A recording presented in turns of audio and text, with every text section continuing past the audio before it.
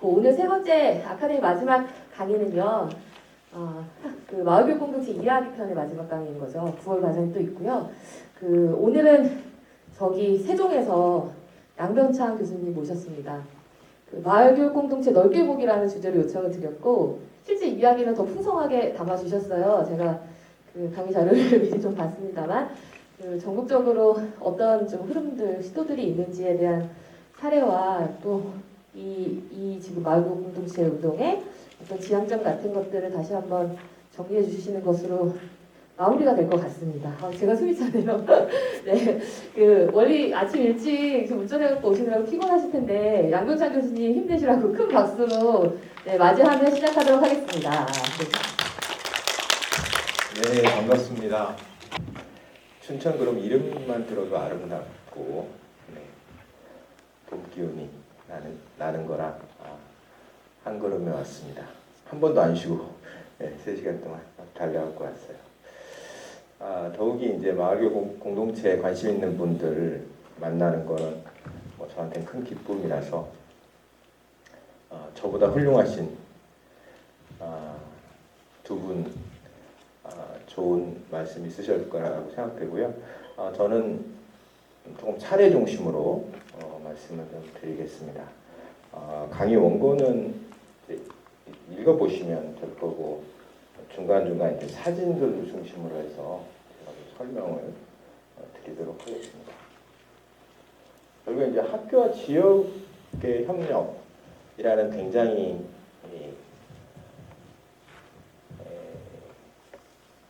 낯설은 그런 작업을 이제 여러분들이 맨 앞에 쓰셔서 하시게 되지 않을까 생각이 되고요. 원래 학교와 지역의 협력은 원래 학교가 만들어질 때 원형의 모습입니다. 학교는 교육청 것이 아니었고 지역의 자산이었습니다. 학교가 없었기 때문에 지역에 좀 돈 좀 있는 분들이 땅을 내고 그리고 아버지들이 흙벽돌을 싸가지고 나라에다 요청한 거는 선생님 보내주세요.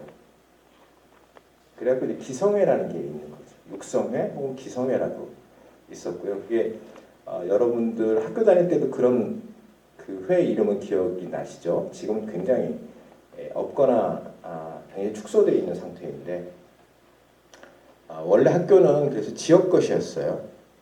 재산 등기부 등본도 원래 지역 거였어요. 80년대 초반, 70년대 말, 80년대 초반부터 기부 체납을 합니다.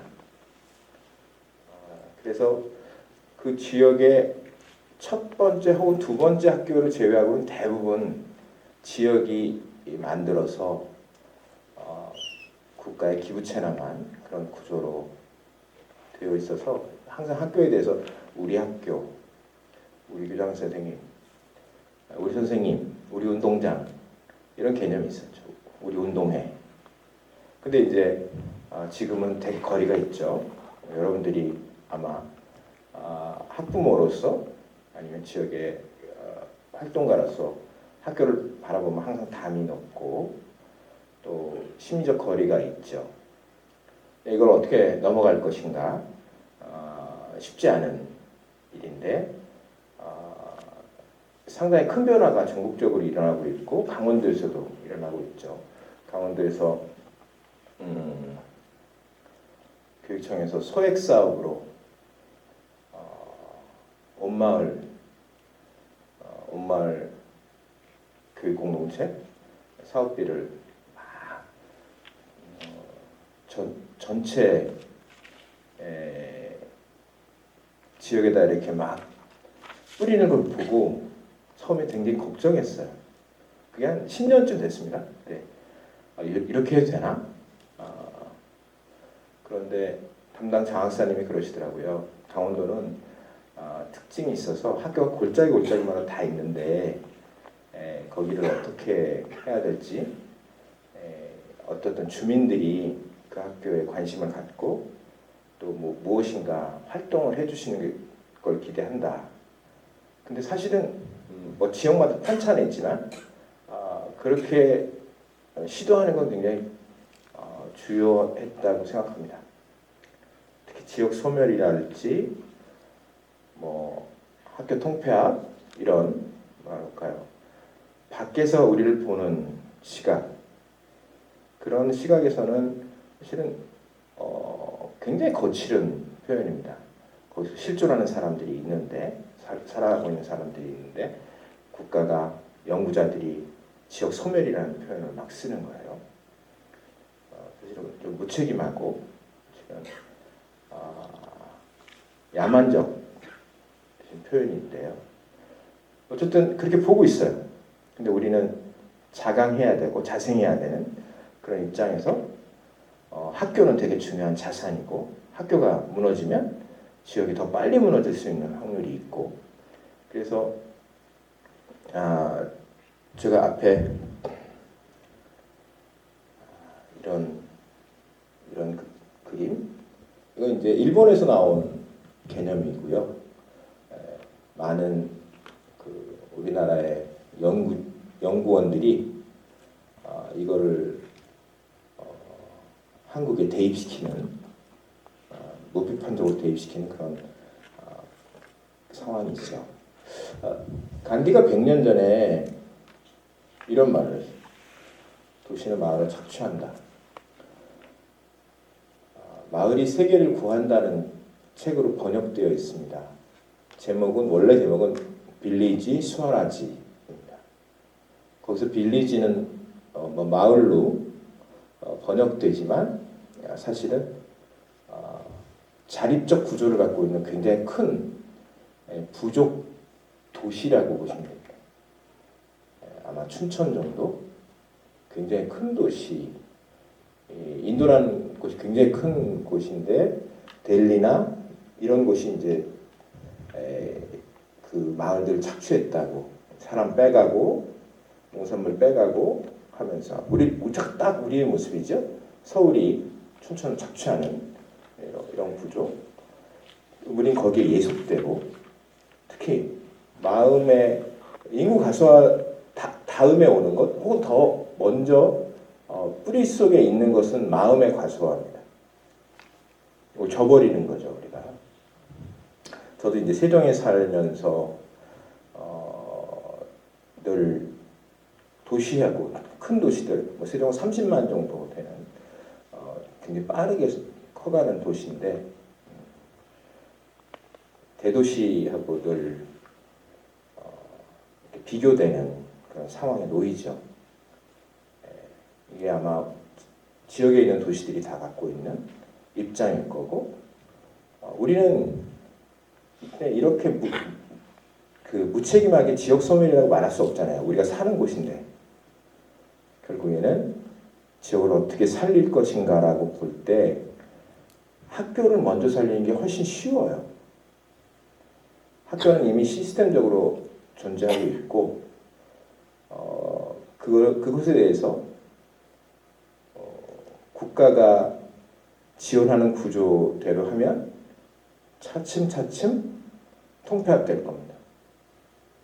지금 강원도의 절반 이상 학교가 교육부가 갖고 있는 기준이나 아니면 기재부 기획예산처 지금 홍부총리 얘기하는 거 보세요.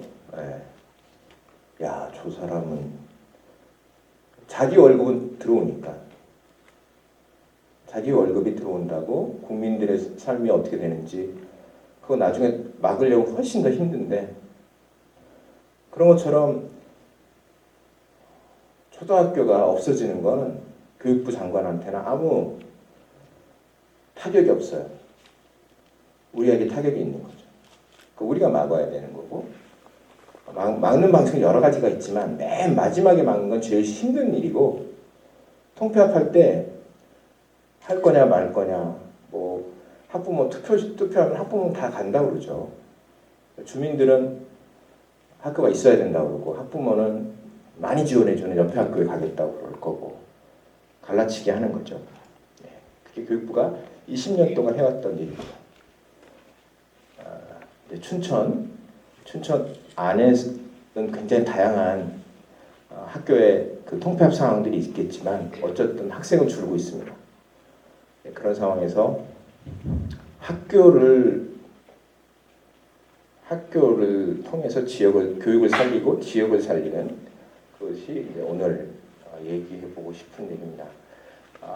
지역 소멸과 함께 같이 나타나는 문제 상황은 청년들이 주는 그런 상황이 같이 일어납니다. 이 그림은 제가 16년 전에 시흥이라는 도시에 가서 그려준 그림이에요. 시흥은 인구는 꽤 많은데 한 40만 원 정도 되는 도시인데요. 지방 도시가 40만이면 충분히 경제적 자립은 되어 있죠. 그리고 시화공단이라고 큰 공단도 있고. 문제는 중학교 2학년이 되면 애들을 안양으로 보내고 광명으로 보내는 거예요. 그리고 동반 이주를 하는 거죠. 즉 교육 때문에 떠나는 도시였던 곳입니다. 그 도시에서 시장이 애들이 그렇게 떠나니 좋은 사립고등학교 하나 넣어줬으면 좋겠어요. 만들어주면 돈 얼마든지 드리겠습니다.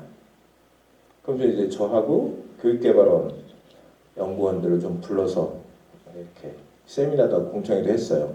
그때 제가 그린 그림이에요. 이건 학교의 문제가 아니다. 마음의 문제고 평판의 문제다.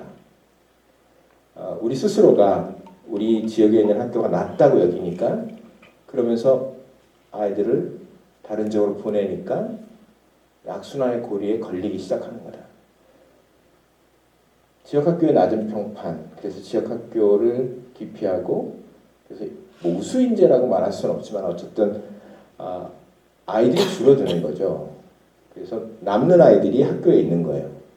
낮은 자존감이 있고 결국에는 낮은 정규의식과 지역발전을 저해하는 요인으로 교육이 역할을 하고 있다고 보는 거죠. 이거를 어디서부터 바꿔야 되는가? 바꿀 수 있는 건 사실 별로 없고 지역학교는 엄마들은 어느 학교가 좋고 어느 학교가 나쁘다고 이렇게 얘기하지만 다시 교육 전문가가 봤을 때는 한국의 학교는 굉장히 표준화되어 있는 인적 구성으로 되어 있습니다. 춘천교대나 공주교대나 서울교대나 사실은 뭐가 문제냐면 안에서 자신감을 가지고 아이들을 가르치고 아이들한테 힘을 넣어주는 그런 문제에서 모순이 계속 생기는 거예요. 서울의 학교 효과일까요? 학교 효과 아닙니다. 정확한 표현으로 학원 효과라고 말할 수도 있을 거예요. 좀 더 가르쳐서 시험을 잘 보게 하는 거죠. 그렇다고 그게 실력일까요? 성적은 지금 평가는 그렇게 하니까 평가에 문제가 있는 거죠. 평가를 안 바꾸면 제일 좋은 사람들은 지금 전문직 또 학원을 보내서 빨리 아이들을 캐치업시킬 수 있는 그런 부모들입니다. 즉 교육적 결정권을 목소리를 훨씬 크게 내는 사람들이에요. 숫자가 많은 건 아닙니다. 근데 더 많은 사람들은 목소리를 안 내고 있고 목소리가 모아지지 않고 이런 문제가 있다라고 생각됩니다. 시흥 안에서도 그랬어요. 시흥에서 먼저 빨리 보내는 안양으로 과천으로 빨리 보내는 부모들은 시흥에서 목소리가 큰 사람들이었습니다. 시흥 내부에서 자기는 시흥에서 돈 벌면서 애들을 보내면서 시흥을 하대하는 이런 구조가 있었던 거죠. 그래서 주민들의 의식을 바꾸는 게 제일 크다. 주민들의 생각을 바꾸는 게 무엇보다도 쉽고 그리고 중요하다라는 말씀을 드렸어요. 그래서 애들을 위한 사립학교를 하나 세우는 것보다 시민교육 시키는 게 더 낫다. 시민이 자뻑이라도 있어야 되는 거예요. 교육은 자신감에서 생기는 거거든요. 우리 어렸을 때, 우리 공부했을 때 생각해 보세요. 두려움이 싹 밀려오면 그때 시험은 망하는 거예요. 커닝 페이퍼를 적으면 머리에서 기억하고 있던 것도 싹 사라져요. 첫 번째 강의가 누구셨죠? 김경호. 네. 되게 가까운 사람인데 왜 이름이 이렇게 안 떠오르죠? 네, 그 선생님이 하시는 민들레에서 미국의 어떤 공립 대안학교의 스토리를 이렇게 기록한 책을 냈어요. 그 책 제목이 두려움과 배움은 함께 춤출 수 없다. 꼭 읽어보세요. 같이 읽어보세요. 같이 읽으면 더 좋아요. 제가 그거 읽으면서 확 제 마음을 들키는 것 같았어요. 그 섹션이 있거든요. 그거만 다음 워크숍 때 읽고 시작하셔도 좋을 것 같아요.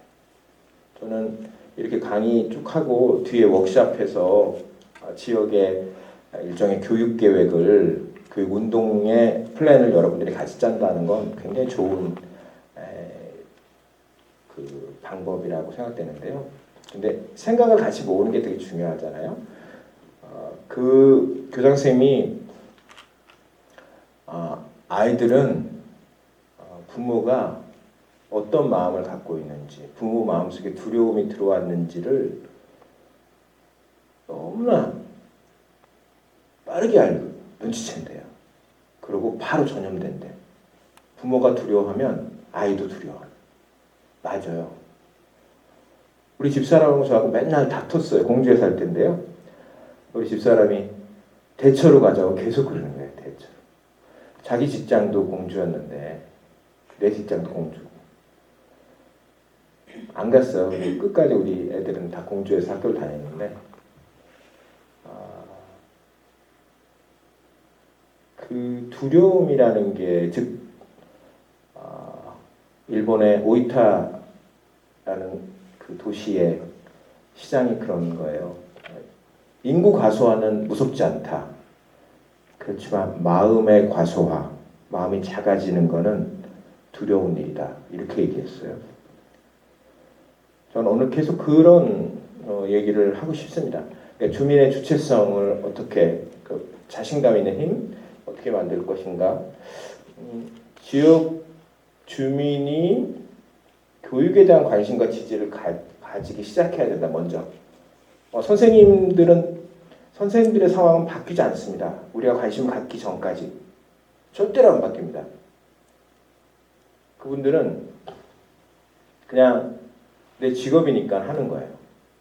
근데 교사가 이렇게 누군가가 우리 지역은 주민들이 우리를 쳐다보고 있어. 우리를 지지하겠다고 늘 손을 내밀어. 또 어쩔 때는 호되게 얘기해. 이런 게 되게 중요한 거죠. 그러니까 지지와 관심이 계속 유지될 때 학교가 조금씩 변하기 시작합니다.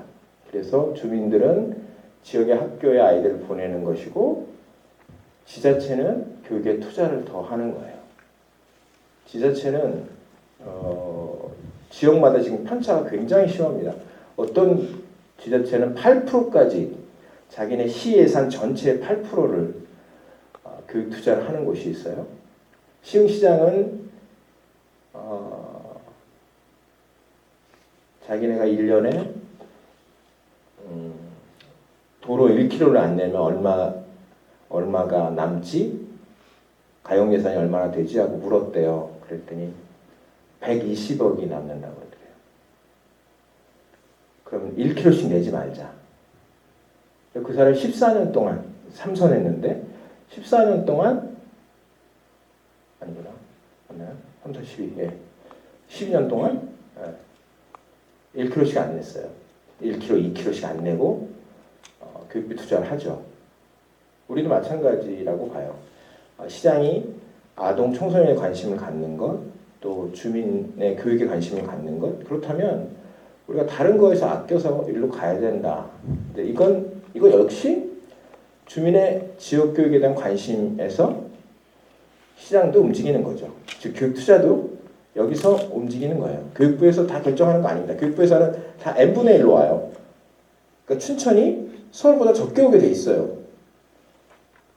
춘천도 다른 외곽에 있는 학교는 별빛 그쪽 학교 이름 뭐죠? 네, 그 학교는 학생 수가 적으니까 학교당 예산이 적게 들어가고 있습니다. 그러니까 결국에는 지자체에서 예산을 얼마나 더 만들 것인가 이런 문제로 연결되어 있고요. 이렇게 되면서 새로운 사이클, 같은 상태인데 생각이 먼저 바뀌어야지 선순환 구조로 갈 겁니다. 이거 마치 지역을 바라보는 시각의 문제이고, 우리가 어렸을 때 많이 들었던 그 방컵의 심리학, 긍정과 부정. 반밖에 안 남았네 라고 쪼그라드는 거하고 반이나 남았네 하는 것과 같다는 것이고, 그럴 때 반이 남았을 때 이거는 결핍의 부분이 아니라 지역이 가지고 있는 역량, 선물 이런 걸 봐야 된다는 거죠. 이렇게 20분, 25분 이렇게 모이는 거는 대단한 거예요. 분명히 안 보이잖아요. 마을교육 공동체가 뭔지, 무슨 일을 해야 되는지 모르겠고, 이게 원래 제도적으로 있었던 것도 아닌데 이렇게 모였어요.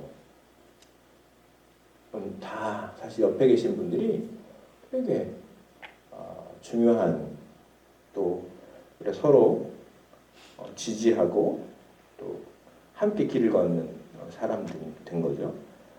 여러분들은 다 저만 보고 계시지만 저는 이제 쭉 엄청난 스크럼이다 이렇게 느껴져요. 옆에 한번 보세요. 옆에 두 분하고 인사하기. 안녕하세요. 인사는 그동안 하셨나요? 밥도 못 드시고, 그래서 아마 직접 얼굴을 대면하지 못하셨을 텐데, 착하면 만나기, 그리고 생각을 나누기, 그리고 실천하기, 이게 학습입니다. 저한테 수업 듣는 게 학습이 아니고요. 만나서 생각을 나누고 행동을 나가는 것, 그 사이에 여러 가지 단련이 여러분들에게 있지만, 보통은 그동안은 욕구 중심에 무엇인가 더 주세요, 더 주세요. 학교도, 우리 학교에 건물이, 우리 집사람이 우리 아들 중학교 딱 가는데 나오면서 울었어요. 자기가 중학교 갔을 때랑 건물이 똑같았대. 여러분도 그런 마음도 있죠. 그래서 내가 건물에서 공부하냐? 그렇게 말했는데, 저도 아쉽지만 건물이 아니거든요. 맨날 건물만 고쳐줘요. 근데 난 지금 교육비 너무 많이 투자하는데 건물만 고쳐줘. 다른 거래. 프로그램을 해야 돼. 프로그램. 선생님들은 깊게 가르치고 우리는 넓게 경험시켜주는. 여러분들의 역할을 지금 잠깐 말씀드린 거예요. 선생님들한테 자꾸만 밖으로 나와라 이렇게 말씀하지 마세요. 선생님들은 더 깊이 가르쳐 주시는 게 좋아요. 개념을 가르치시고, 우리는 학교 바깥으로 나오거나 혹은 학교 안에서도 관계를 만들어주는, 여러 경험을 확장시켜주는 게 우리들이 마을 활동가로서 혹은 마을 강사로서 우리들이 할 일이 아닐까? 그래갖고 애들이 넓고 깊게 배울 수 있어야 되는 거죠. 경험할 수 있어야 된다. 이게 이제 보통 지역의 자산을 충분히 활용하는, 고양이 손이라도 잡아서 같이 애들에게 좋은 경험을 시키는 거, 그리고 함께 놀이하는 거, 함께 문화를 만들어가는 거, 이런 것들이 우리가 새롭게 상상해야 될 교육의 모습입니다. 생태계적 모습이죠. 지금은 학교, 학원, 집, 이 굉장히 뭐랄까 삭막한 아이들의 동선이 있어요. 거기에 우리가 어떻게 자연과 혹은 지역에 있는 대학과 또 문화활동과 공지천과 이런 것들을 엮어낼 것인가. 이건 선생님들이 못해요. 선생님들 그렇게 배워보지도 못했고 전문성도 없어. 제가 뒤에 좀 얘기하겠지만 순천 같은 데는 순천의 생태 운동가들하고 교육 운동가들이 교사들을 가르치는 거죠. 교사들은 자기네가 교육 전문가인 줄 알았대. 자기네 전문가고 주민들 또 지역의 활동가들은 교육 전문가는 아니지. 근데 같이 1년 반 정도 이렇게 쭉 같이 활동하고 그리고 교재를 개발하면서 보니까 우리랑 다른 전문성이 있는데 느꼈다는 거예요. 저는 선생님들은 더 뒤에 들어와도 된다고 봐요. 근데 우리가 지금 지역에서 전혀 준비가 안 돼 있다. 마음을 모으지 못하는 게 준비가 안 된 첫 번째인 거고, 우리가 지금 사자센터가 어쨌든 이렇게 시작하는 것, 사업을 받아가지고 하는 건데 그렇게라도 지금 마음을 모으기 시작하는 거라고 생각됩니다. 지역에 있는 뭐든지 우리 거야. 춘천에 애니메이션 축제 같은 게 있죠. 뭐 만화 축제 이런 게 있었던 것 같아요. 지금도 하겠죠. 네, 그게 그냥 엔터테인먼트고 축제라고 인식하면 안 되는 거야. 나는. 공주도 백제유산이 있어요. 세계문화유산이고 엄청난 돈을 들여서 백제문화재를 해요. 너무 아깝다 저거. 우리 아동 청소년들이 거기에서 무슨 역할을 하고 거기서 뭘 배우고 이런 게 없다면 아무 쓸모 없는 거다. 늘 관광으로만 보는 거야. 관광. 춘천도 그럴걸요. 뭐 마임 페스티벌 이런 거 다 막 그 축제로만 볼 거야. 경제적인 거. 근데 우리 아이들의 경험으로 봐요. 그런 게 여러 가지가 있지 않겠습니까? 그래서 지역에 있는 자산을 충분히 쓰는, 그래서 결국에는 인파워먼트 서비스를 늘리는 게 아니라 힘을 만드는 것이 중요하다고 봅니다. 학교는 되게 어려운 상황에 있습니다. 그 상황을 여러 가지 형태로 변화시켜 보려고 해요. 이 신자유주의자들은 시장 모형으로, 그래서 학교 간의 경쟁을 시켜요. 그래서 학교에 경쟁 줄 세워갖고 앞에 있는데 돈을 더 많이 줘. 사실은 아니죠. 뒤에 있는 학교에 돈을 더 많이 줘야죠. 근데 어쨌든 그렇게 되어 있어요. 지금 이명박 박근혜 정부 때 계속 그런 시장 모형을 확대해 갔었죠. 근데 지금 우리가 하고 있는 건 지역사회 중심으로서의 학교를 어떻게 만들 것인가, 학교를 어떻게 지역사회가 도울 것인가, 요 세 번째 모형입니다. 교사들은 학교 안에서 이 일을 하고 있어요. 네 번째 시나리오인데 혁신학교라고 보통 말하는 게 이제 교사들이 혼자 가르치다가 교실은 교사들의 왕국이었어요. 그렇죠? 여러분들 다닐 때 선생님들 교장 선생님 이렇게 쳐다봐도 선생님들 엄청 기분 나빠하고 그러셨어요. 요즘은 수업을 같이 하자, 수업을 공개하자, 수업을 이어하자, 융합하자 이런 게 교사들에게 있고, 이거는 한국 사회에 굉장히 중요한 교육적 변화입니다. 아직 그게 전체 학교에 확산되지 않아서 그렇지 놀라운 도전을 교사들이 하고 있는 거예요. 자기네들도 지금 떨면서 하고 있어요. 그렇게 배워보지 못했기 때문에 그렇게 새롭게 가르친다는 건 되게 어려운 거고 또 자기 교실을 개방한다는 게 되게 어려운 일이지만 하는 거예요.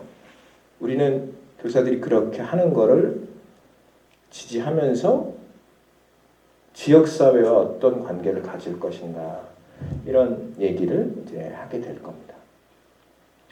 이거는 앞으로 미래는 이렇게 갈 거라고 보고 또 이렇게 어려운 학교들은 대체로 이런 쪽으로 육으로 바로 간다는 그런 시나리오입니다. 지금 영국의 학교가 저렇게 가고 있어요. 교사가 학교를 탈출하고 있어요. 그만큼 학교가 어려워졌다는 거죠. 그래서 교사 구하기가 어려워가지고 우린 교사 되기 되게 힘든데 영국 같은 데는 망조가 든 거죠. 교사를 구할 수 없어. 교사가 희망하지 않으니까. 그리고 남아프리카 공화국하고 캐나다 같은 데서 수입하고 있습니다. 이게 이제 세계적인 트렌드예요. 학교는 되게 어려워요. 전 세계적으로 어려워요. 그러니까 우리가 바라보는 학교만 어려운 게 아니에요.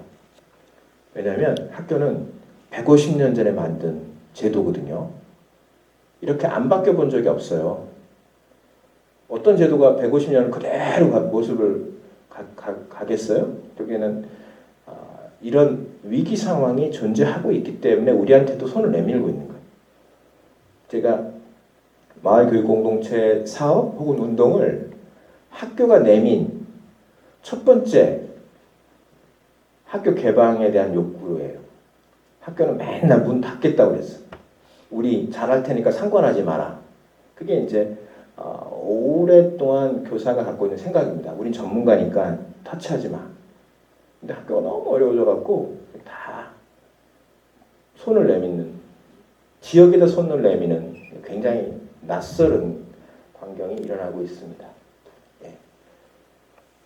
학교와 지역사회, 가족과의 관계에 대한 연구를 미국의 여러 사례들을 연구한 앱스타인이라는 학자가 말한 그 관계 모델입니다.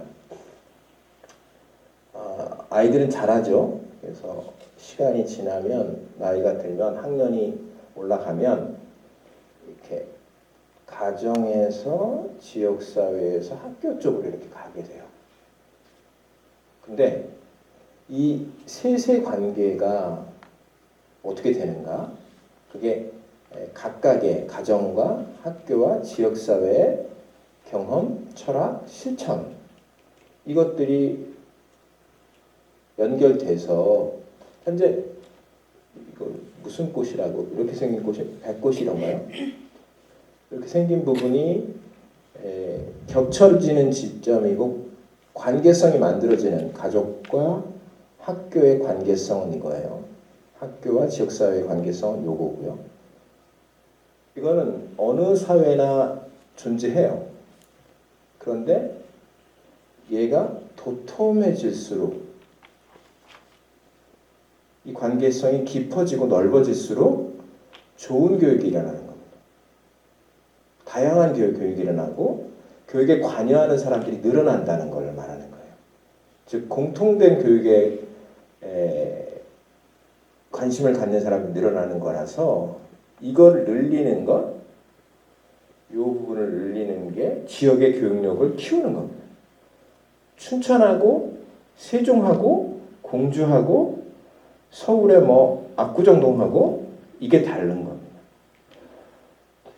압구정동하고 춘천하고 현재 스코어 여기 어느 게 높을 것 같아요?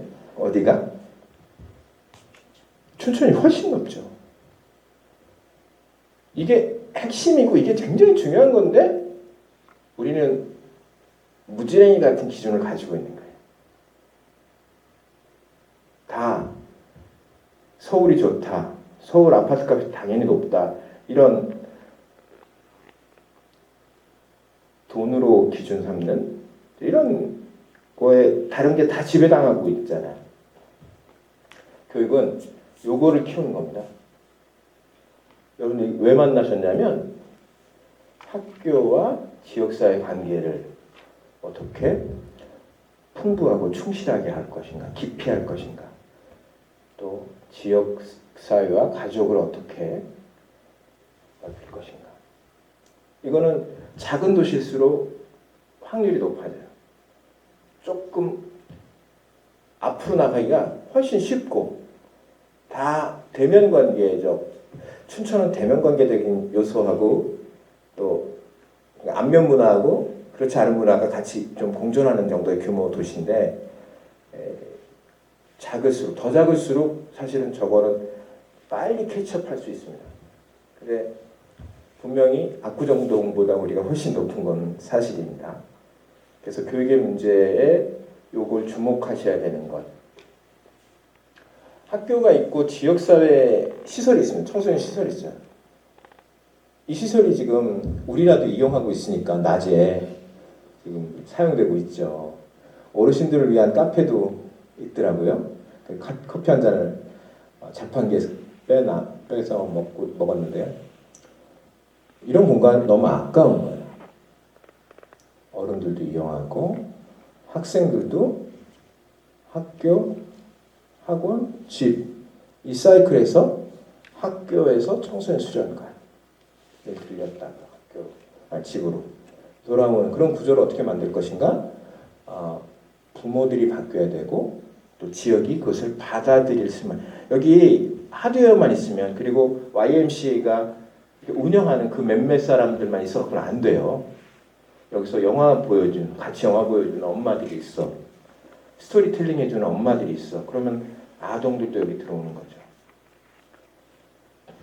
뒤에 일본에서 하는 그런 걸 좀 보여드리겠는데요. 학교, 지역사회, 여기 이거 일본의 그림입니다. 일본의 학교, 지역사회 연계에 대한 이 사람들의 상상력을 그려놓은 그림인데, 학교 쪽에다가 학생을 놓지 않았어요. 지역 주민이 학교의 개방, 협력 해가야 된다. 아동 학생들은 지역사회 시설을, 지역사회 교육시설을 활용하고 제공받아야 된다. 그리고 이제 요것들은 조금 사이드적인 거죠. 기업이나 대학이나 자연이나 문화유산이나 이런 것들이 아동과 청소년, 청년, 성인, 노인 모두가 사실은 이런 기반 시설들을 학교와 지역사회 교육시설을 중심으로 해서 계속 공유돼야 한다. 그리고 경험이 여기서 체험이 같이 녹아나야지 되는 것입니다.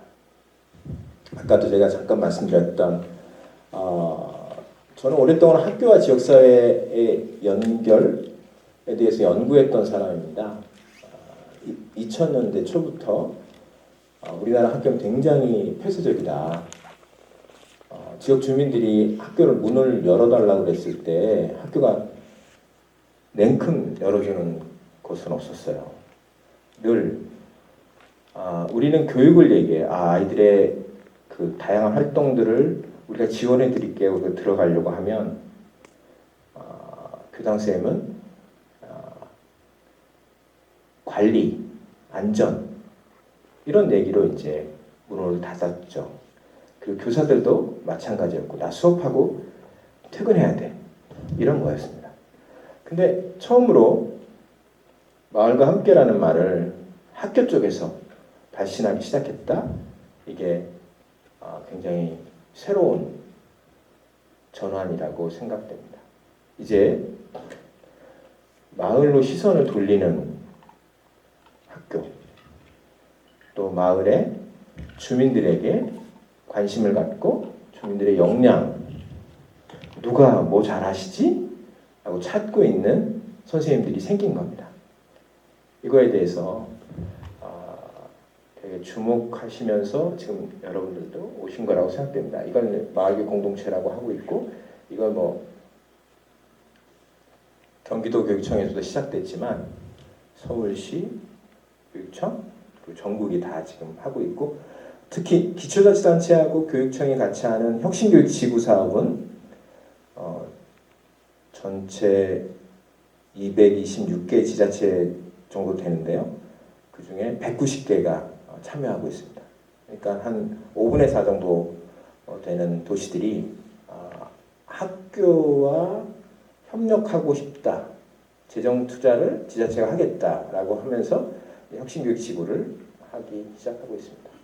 그러니까 이런 모습들이, 즉 교육하고는 상관없어 보이는 모습들, 우리가 갖고 있는 교육이라는 상상 아니면 이미지는 되게 교실, 교사, 책, 지식 이런 거에 이제 엮여 있는 거죠. 사실은 지금 시대에 교육이라는 것은 다시 볼 필요가 있고 굉장히 다양한 사람들의 손이 필요한 그 사람들의 지식과 경험이 필요한 상황입니다. 그래서 여러분들의 역할이 있으실 거죠. 이거 시흥에서 여름방학 때 1박 2일 외박체험이라는 프로그램입니다.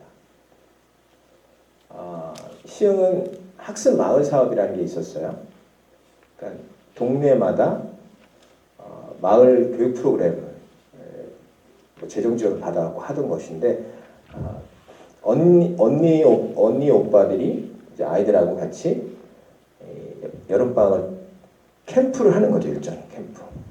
우리는 이게 너무 자연스럽게 됐었잖아요. 뭐 사촌 오빠, 그때 우리가 경험했던 그 뭐 놀이, 또 그 우아래 그 형제 자매들 간에 아니면 동네 형 오빠들과의 관계성, 다퉜을 때 어떻게 풀어야 되는지 이런 거 다 배웠었어요. 그 일종의 생활 기술이거든요. 요즘에는 그런 걸 못 배우고 있어요. 그러니까 그래서 일부러 이런 프로그램을 만드는 거고, 같이 영화를 같이 보도 다 본 영화인데도 애들이 같이 보면서 너무나 행복해하는 그런 모습들이 있는 거죠. 이런 경험들을 우리가 어떻게 만들어주고 축적시켜 줄 것인가, 이런 고민이 필요한 것 같습니다. 이거는 지역의 생태 강자를 돌리고 있는 상황이고요. 제가 두 사진을 보여드리겠는데, 이거는 인터넷에서 제가 다운받은 거예요. 여주의 엄마들이, 초등학교 같은 엄마들이 강사를 초빙해서 강의를 받고 있어요. 근데 제목은 마을에서 아이 함께 키우기입니다. 엄마들이 정한 제목이에요. 저런 생각이 지금 중요하다는 것이죠. 여기 학교인데요. 학교에다 맡기고 학원 보내면 돼요. 근데 엄마들이 왜 저런 생각을 했을까? 지금 교육이 정상이 아니다. 우리가 나서야 되겠다. 혼자 못하니까 같이 하자. 이런 거죠. 그러니까 전통적으로 교육의 자치는 이렇게 당사자들이 스스로 뭘 만들었어요. 한 70년, 80년 전에 우리 아버지, 할아버지 때 우리 동네 학교를 만들었던 우리 어르신들의 마음하고 똑같은 겁니다. 지금은 훨씬 위축돼 있어요. 국가의 힘이 크니까 학교를 국가가 다 경영해 주는 거라고 생각해요. 좋은 교사 만나고 좋은 교장 만나는 게 소원이야. 그렇게 갖고는 좋은 교육이 안 일어나요. 우리가 좋은 부모가 돼야 되고 좋은 동네 어른이 돼야 돼. 그래서 우리 아이들을 만나야지. 그게 굉장히 공적이라는 건 퍼블릭이라는 의미가 아니고요. 관의 의미가 아니고 우리가 오픈해서 아이들을 키우겠다라는 생각이 있어요. 두 번째는 유명한 경기도 교육청의 마을교육공동체 담당 장학사님이셨어요. 이분이 어디를 가셨냐면 광산구, 광주 광산구에서 이 학교들이 연합해가지고 중학교 몇 개, 초등학교 몇 개, 주민센터, 또 광산구 공익활동지원센터, 지금 춘천 마자센터처럼 이렇게 여러 단체들이 모여서 공동 강좌를 열었어요. 이분을 초청했는데 이분이 만든 제목입니다. 마을과 학교의 경계를 허물다. 이게 여러분들이 하셔야 될 일입니다. 두 가지. 우리 아이들을 마을에서 함께 키우자. 또 굉장히 중요한 아이들의 공간인 학교와 마을의 담을 낮추는 것. 아마 허물어지지 않을 거야 아직. 계속 낮춰가는 거. 우리 들어가고 아이들 나왔을 때, 그러니까 교사들은 아이들을 하교시키고선 잊어버리잖아요. 그게 이상한 일이에요? 당연한 일이죠. 그거 당연하다고 봐셔야 돼요. 근데 그 뒤에도 아이들의 생활은 이어지고 있고 교육적 경험들은 만들어질 수 있는 거잖아요. 그거를 우리가 찾아야 된다는 거죠. 그걸 구축해. 지역에서 그 경험들이 일어날 수 있는 곳들을 찾아내고 그런 분들을 이어가고 하는 그런 구조가 필요하다는 거죠. 이제 사례 얘기들을 몇 가지 하면 끝납니다. 첫 번째 화월주라는 곳입니다. 광주의 화정동, 월산동, 주월동입니다. 이 구도심이에요. 그래서 양동시장이라는 옛날에 번성하던 시장이었는데 그 시장이 이렇게 쇠퇴하면서 그 지역도 쇠퇴하죠. 그래서 이 지역 아이들은 대체로 어려운 동네 아이들이라고 이제 평가받는 거죠. 애들이 생활이 굉장히 어려운 상태인데 그 아이들이 이 화월주라는 단체에 연결돼 가지고 학교와 같이 진로 탐색을 하는 프로그램입니다. 이 전에도 화월주에 아이들 진로 탐색 프로그램은 있었어요. 보통 뭐 카자니아가 그리고 자벌드 이런데 그 보여주거나 아니면 어떤 강사를 초빙하는 게 진로 교육의 대부분입니다. 근데 자유학기제가 들어왔는데도 그런 패턴은 계속됐어요. 지금도 그러고 있습니다. 반년 동안 아이들에게 자유학기제를 줬는데도 불구하고 학교가 그걸 충분히 소화내지 못하고 있습니다. 근데 이제 화월주라는 단체가 무진중학교라는 이 지역의 학교하고 연결해서 하는 프로그램입니다. 핵심은 지역의 어르신들의 직업적 경험을, 일의 경험을 아이들에게 연결해 준다. 그리고 일회적이지 않다. 연속한다. 그걸 하다 보면 동네 어른들이 아이들을 새롭게 본다. 애들도 지역의 어른들하고 관계가 생긴다. 이게 화월주가 갖고 있는 생각입니다. 그래서 마을교육 활동가 협의회라는 걸 구성했어요. 저도 그때 갔었는데 갈비탕집에서 점심때 회의를 했습니다. 화월주 식구들, 사무국장 비롯해서 활동가 3명 그리고 무진중학교 교장 선생님과 진로 담당 상담교사 1분, 무진초등학교 교장 선생님 그리고 어디죠? 월산동 동장님, 새마을 분여회 주민자치위원장 그리고 의용소방대 뭐 이런 분들이 오셨어요. 저까지 12명 정도 됐습니다. 화월주 사무국장이 설명을 합니다. 지금 자유학기제가 진행되고 있고 중학교 아이들이 이제 다음 달부터 해야 되는데 어떻게 우리가 도와줄 수 없냐 라는 제안을 하면서 무진중학교 교장 선생님께서 자기네 학교 사정을 말씀해 주세요. 국가가 갑자기 자유학기제를 신청했는데 우리는 준비가 안 돼 있다. 또 우리 지역은 뭐 그런 카자니아나 이런 데 가려면 멀리 가야 돼서 어렵다라는 얘기를 하시니까 그 마을의 그 소위 대표라고 하는 사람들이 우리 동네에 우리가 뭘 도와줘야 돼요?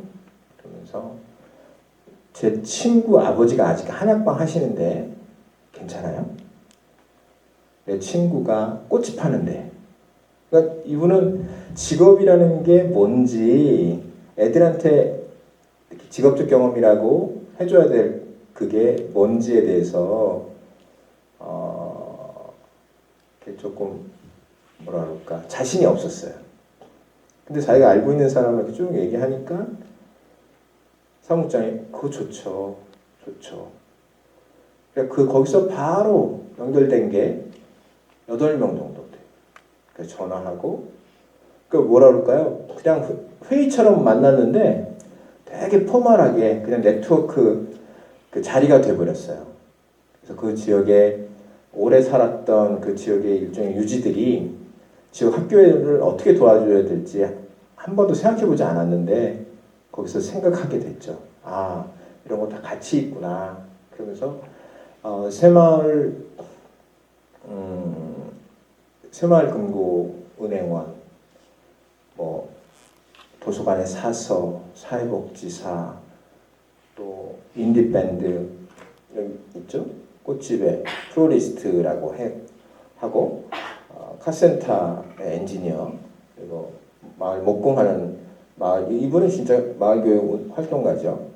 인디밴드 하는 분, 이런 분들이 발굴됩니다. 그리고 꿈찾는 달팽이라는 이름의 프로그램을 같이 개발해요. 그리고 그분들을 멘토로 위촉하고 교육을 시킵니다. 교육 뭐 성교육도 시키고 여러 가지 할 게 있죠. 아이들은 어떻게 다뤄야 되는지 애들 교육시키고, 그리고 3달에 걸친 꿈찾는 달팽이 프로그램 운영합니다. 이거는 전국적으로도 이 정도 수준의 진로 교육을 하는 곳이 없어요. 우리 되게 일회적이고 그리고 구매 방식이고, 여기는 구매 방식이 아니었습니다. 마무리하고 이거 아이들도 이분들에게 고마움 표현하는 것, 또 이분들의 그 교육자로서의 프라이드 같은 것들이 여기 생기는 거죠. 그리고 평가하고 다시 사이클 돌리고 지금도 하고 있습니다. 그래서 일상에서 지역에서 진로 혹은 일에 대한 경험을 아이들이 하는 거죠. 미장원도 갔었어요.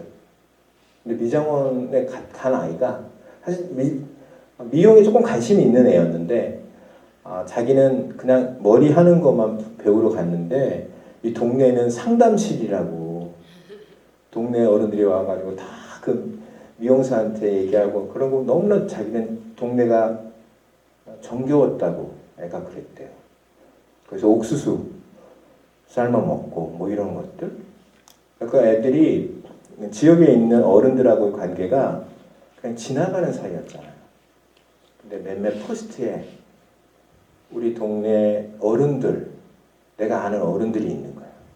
그러니까 안면이 생기고 관계가 생기는 것. 이게 이제 화월주가 이 프로그램 돌리면서 얻었던 행사 뭐랄까요? 얻었던 경험입니다. 근데 이런 프로그램이 돌리는 것 전에 대단히 밑에서 많은 일들이 일어났습니다. 워크숍하고 회의하고 컨설팅은 제가 하는 걸 말하긴 하지만 공동학습 이게 정말 중요했던 것 같아요. 다 생각도 있고 지역의 암묵지는 다 있으세요. 지역에 뭐가 있고 그런 거 다 지식이잖아요. 그 로컬 널리지입니다.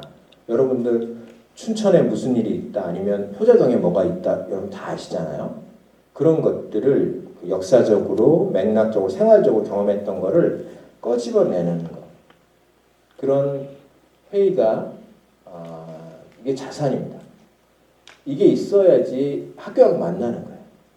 우린 준비가 안 돼 있는데 학교가 계속 두들겨봤자 안 돼요. 우리가 준비해야 되는 겁니다. 이렇게.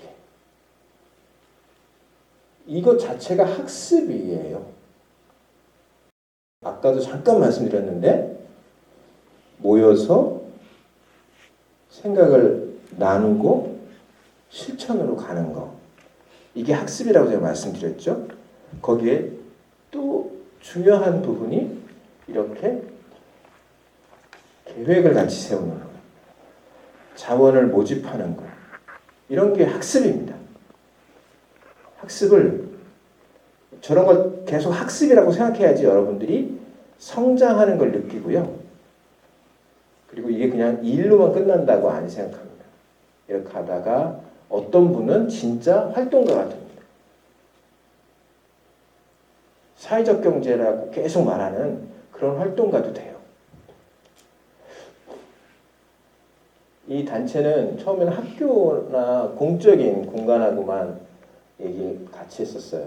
그러다가 청소년 수련관, 주민센터, 주민 드림스타트 이렇게 키웠다가 맨 마지막이 이제 지금 현재입니다. 아까 얘기했던 그 꿈찬 달팽이 프로그램 할 때 자율방범대, 주민자치위원, 청소년 새마을 분야회까지 이렇게 넓혀서 아이들을 만나는 거죠. 그러니까 훨씬 파워풀하고 또 천천히 굴려도 그 눈덩이가 엄청 커질 수 있는 그런 가능성입니다. 일본의 사례입니다. 일본은 학교하고 지역의 사회교육 시설이 꼭 붙어 있습니다.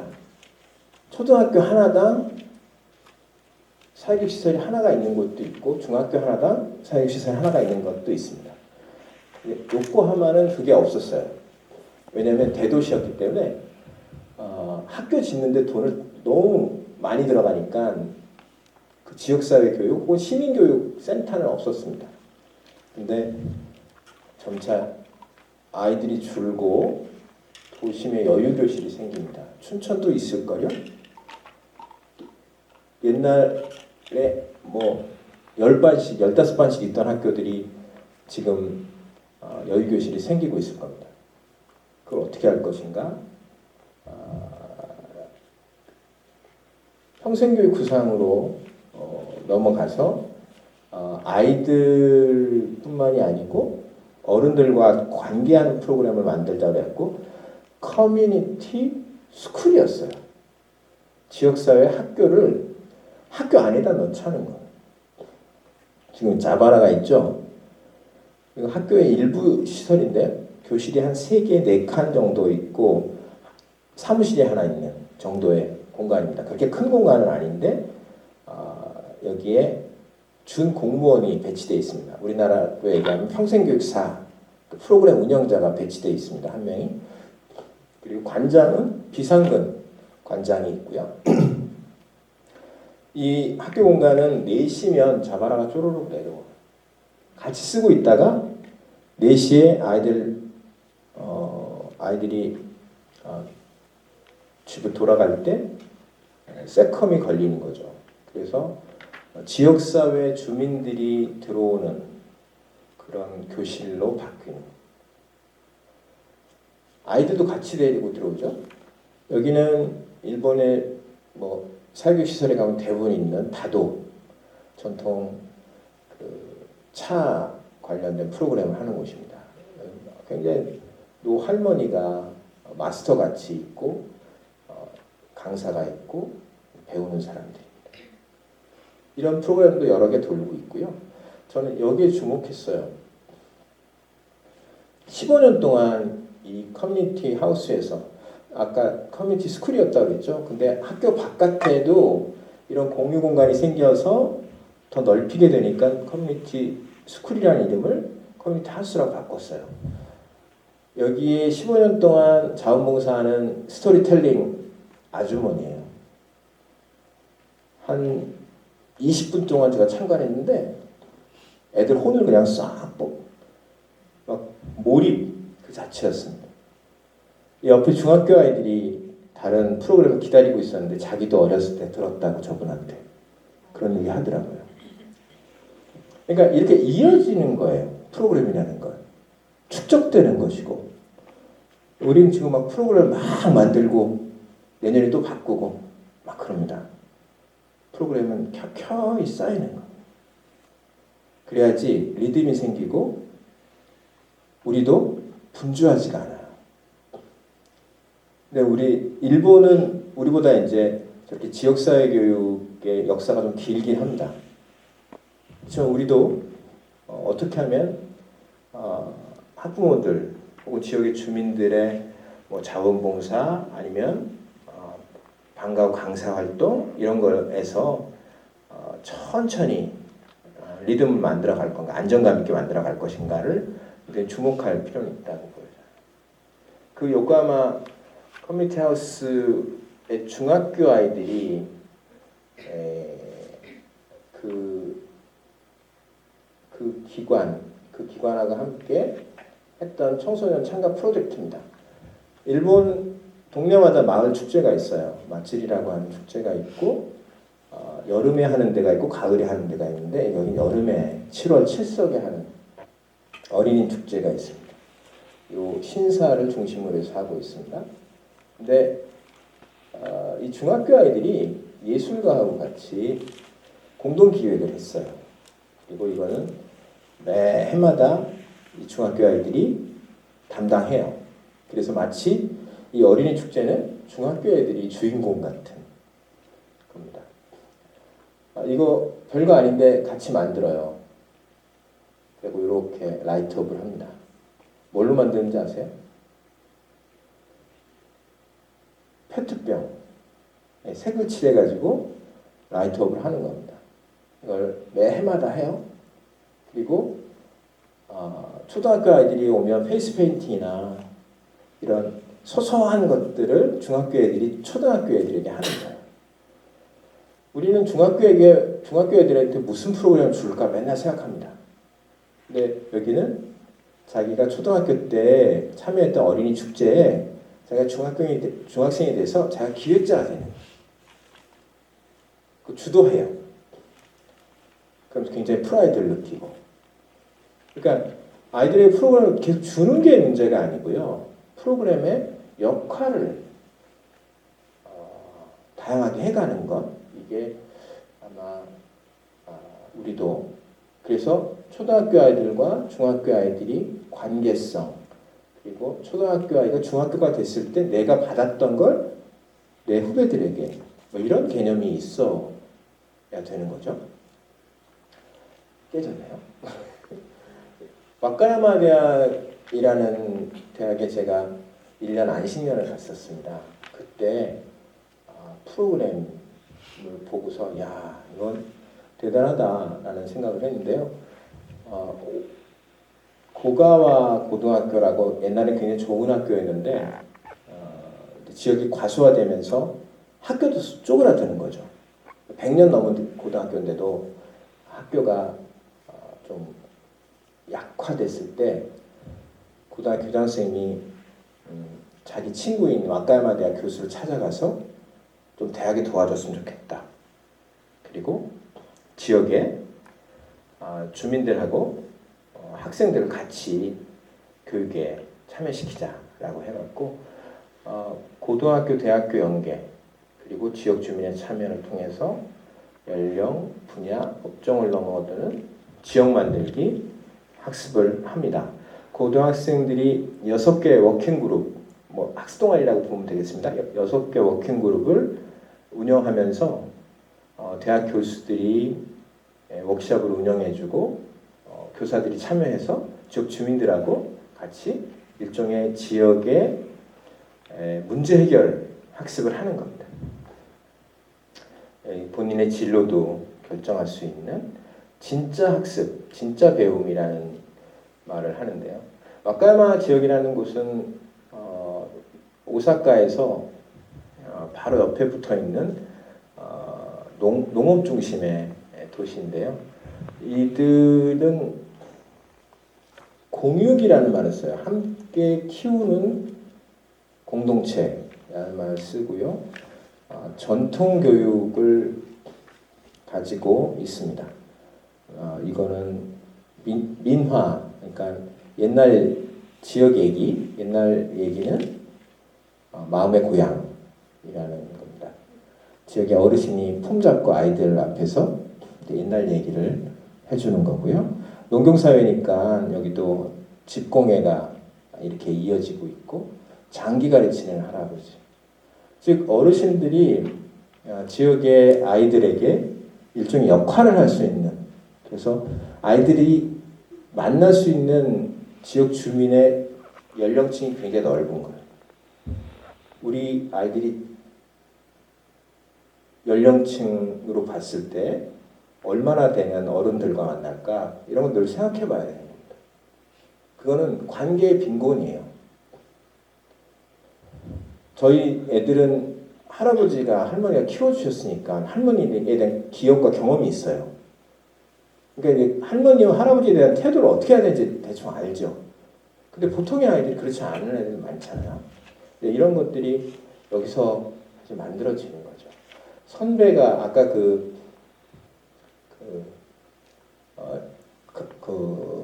축제에 참여했던 중학교 아이들이 초등학교 아이들을 대하는 태도입니다. 중학교 아이들이 일종의 우리도 경연대회 같은 거 하죠. 그래서 여기에 보면은 문화제, 예능 발표회라고 되어 있는데 이렇게 우리랑 같아 보이지만 달라요. 우리는 경연대회를 하고 있는 건데요. 여기는 어르신들이 앉아서 지역 주민들이 아이들하고 만나고 있는 거예요. 이건 상당히 다른, 그러니까 모습은 같아 보이지만 실제로 관계나 경험이나 이런 거에서는 다른 의미를 갖고 있는 거죠. 중앙에 사회교육 시설이 하나씩 있어요. 이런 게 거점으로서 역할을 한다는 데서 좀 차이가 있죠. 아까 그 고등학교 얘기를 더 이어갑니다. 그런 배경에서 이게 이어지는 사업이에요.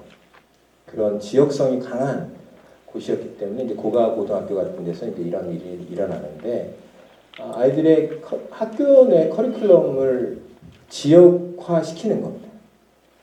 그래서 학생을 주인공으로 하는 활동. 지역이 그동안 저희 똥통학교가 돼가네 라고 하던 그 학교에 이 프로그램이 들어가면서 지역과의 관계가 생기고 진정한 배움이 일어나는 그런 구조입니다. 그래서 학교의 틀을 넘어서 지역 자체가 공동학습의 공간이 되는 겁니다. 아까 제가 6개 워킹그룹이라고 했는데 복지, 지역 만들기, 관광, 환경, 정보 이렇게 있어요. 하나는 지금 기억이 안 나는데 이렇게 지역의 주민들과 만나기도 하고 자기네가 할 수 있는 일들을 하는 거예요. 여기 유명한 절이었는데 과거에는 관광객이 많이 오던 절인데 그래서 관광 가이드도 있었고 근데 관광 가이드가 이제 관광객이 줄어드니까 없는 거예요. 고등학생이 내가 우리 동네 가이드를 하겠다. 그래서 이 관광 워킹 그룹이 있습니다. 지역에서 배운다, 지역으로 배운다, 지역과 함께 배운다. 이게 이제 이들의 슬로건입니다. 그러니까 지역을 늘 배움, 성장, 관계의 공간으로 보고 있는 거예요. 우리 초등학생들, 중학생들 그런 생각이 우리가 만들어줘야 되는 거죠. 오감으로 만나고 있는 거죠. 겨울방학이 얘네들은 3월이에요. 2월에 종강을 할 때 자기네들 했던 경험들을 이제 주민들하고 나누는 공간입니다. 어른도 또 고등학생들도 사회도 보고 그 처음 시작했던 사회교육 전공 교수인데요. 저는 강평도 있고 어른들이 관심을 가져요. 즉 이렇게 일종의 후견적 역할을 하는 거죠. 내가 주민들로부터 주목받고 있어. 내가 어른들로부터 주목받고 있어. 이런 건 되게 성장하는 거예요. 제가 이런 그 친구들하고 인터뷰를 했었어요. 근데 처음에 너무 떨리고 그런 거였는데 내가 지역 어른들로부터 지지를 받는구나. 그리고 내가 지역에서도 할 일이 꽤 있구나. 돌아올 수도 있겠다. 오사카에 나가서 대학을 다녀도 다시 돌아와서 내가 지역에서 할 일, 저런 우리 선배들이, 우리 어르신들이 하던 일을 내가 이어갈 수도 있겠다라는 생각도 가졌다는 거죠. 그게 얼마나 돌아올 수 있는지는 차치하고라도 저런 생각을 갖는 것과 갖지 않는 건 되게 다른 거라고 보여집니다. 야마자키 고택이라고 이런 실험을 해요. 이건 전 세계적으로 유명한 사회복지 프로그램인데요. 고택, 오래된 굉장히 좋은 고택입니다. 근데 그 자제분들은 다 오사카에 가 살고 여기 관리 문제가 생기는 거예요. 그러니까 지역 단체에서 사회복지 단체인데 회장이고요. 사회복지 단체에서 우리가 청소년들이랑 프로그램을 할게, 잘 관리해 줄게, 무상으로 임대해 줘. 그래서 이제 임대를 받았어요. 그리고 고등학교 친구들하고 구상을 합니다. 그때 주제가 뭐냐면 은둔형 외톨이 우리 선배들을 끄집어내자, 집에서부터 바깥으로 그 사람들 나오게 해서 새로운 관계를 구축해 주자는 것이었습니다. 그리고 그 친구들한테 일종의 과업을 줘요. 여기 지금 카페하고 가벼운 점심이 되는 카페하고 로컬 푸드점, 그러니까 농산물 판매점입니다. 근데 그 농산물 판매점에 그 친구들이 와서 판매를 하는 거예요. 거의 아무 말도 안 해요. 그냥 서만 있어. 얼마예요? 그러면 얼마라고 답만 해. 그러니까 걔네들이 말을 잃어버린 거예요. 항상 삐끼꼬머리로 집에 계속 있으니까 우리도 그런 애들이 늘고 있죠. 관계의 빈곤 때문에. 그래서 그 친구들이 조금 나아지면 카페 서빙도 하고 그러거든. 이게 이 후배들의 생각이에요. 우리 선배들 중에 지금 집에 저렇게 혼자 고립되어 있는 형들이 있으니까 끄집어내자. 라고 이 프로그램이 이렇게 돌아가는 겁니다. 그래서 굉장히 좋은 사례로, 물론 이게 어떻게 확장될 수는 있는지 잘 모르겠지만 그래도 이 고등학생들의 생각 속에 나왔다는 게 대단한 것 같았습니다. 이거는 시흥에서 일어나는 일들이고요. 활동가들 양성하는 구조는 필요한 것 같아요. 여러분들은 지금 활동가라고 저는 보진 않고요. 여러분들은 이 마을교회 공동체를 처음 관심 갖는 최전선이라고 보고, 이제 여러분들의 생각이 이제 이런 더 많은 사람들을 불러 모아서 새로운 활동가들을 또, 그러니까 여러분들 활동가 리더라고 저는 보여지는데요. 이게 천천히 진행되는 것이라고 보여집니다. 이런 분들이 이제 활동가들이 더 필요해. 이런 주제에 더 필요해. 그러면 이제 제안하고 진행해서 생태 지도자, 마을 코디네이터, 전래놀이 강사 다 활동하고 있어요 지금. 생태 지도자는 거기가 갯골 공원이라고 바닷물이 들어왔던 공원이 있습니다. 소금 염전 지역이었거든요. 거기에 관광 가이드로 관광회사를 차렸어. 자기네 동네에다가. 관광회사 5천만 원만 있으면 차릴 수 있습니다.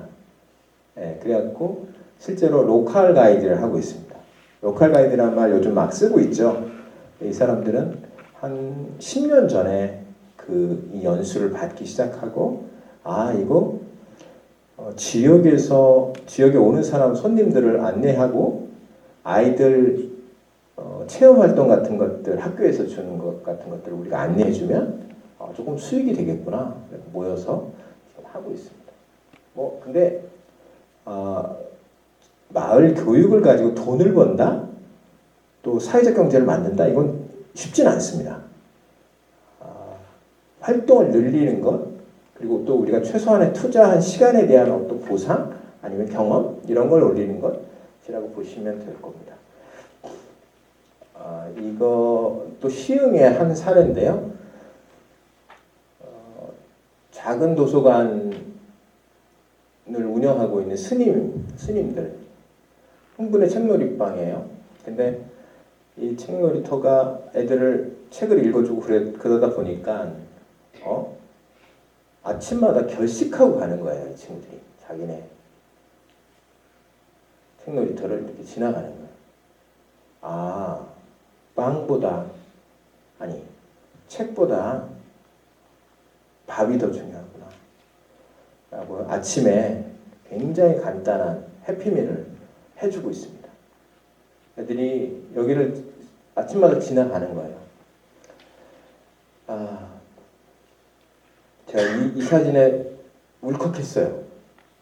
보이시나요? 잘? 쌀이에요. 참치캔. 이거 뭐 같아요? 샴푸예요. 누구나 갖다 놓을 수 있다. 누구나 가져가도 된다. 라고 써 있어요. 할머니한테 살 떨었다는 얘기를 듣던 아이들이 가져가요. 엄청난 복지 교육을 하고 있는 거죠.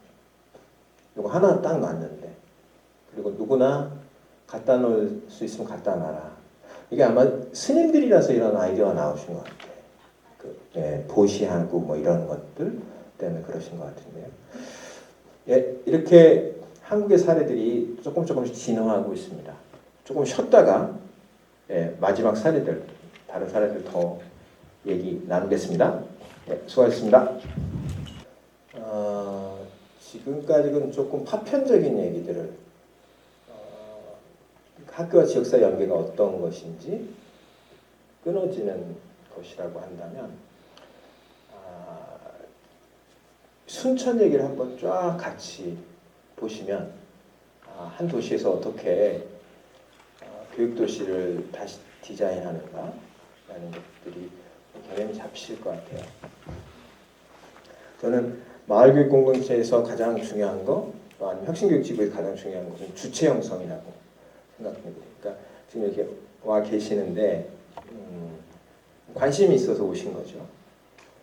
그 관심을 어떻게 결집하고 그래서 의사결정 구조에 참여하고 그리고 본인들이 직접 역할을 하고 할 수 있는지 이런 거를 좀 같이 좀 고민해 보면 좋겠습니다.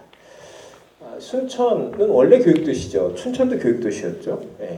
근데 지금 춘천을 교육도시라고 부르지는 않습니다. 근데 순천은 교육도시라고 또 불러요. 왜 그런가 좀 볼까요? 순천은 아무것도 없어요. 가면 있는 게 대학하고 생태 공원 두 가지밖에 없어요. 내세울 게 딱 공장도 없고 그렇습니다. 산업 기반 전혀 없습니다. 다 순천 살면서 여수로 광양으로 출퇴근해요. 거기에 살아야 될 사람들을 끄집어 온 거죠. 교육 때문에. 전에는 교육도시라고 불렸던 이유가 순천고등학교하고 순천사범학교가 있어서 그런 거예요.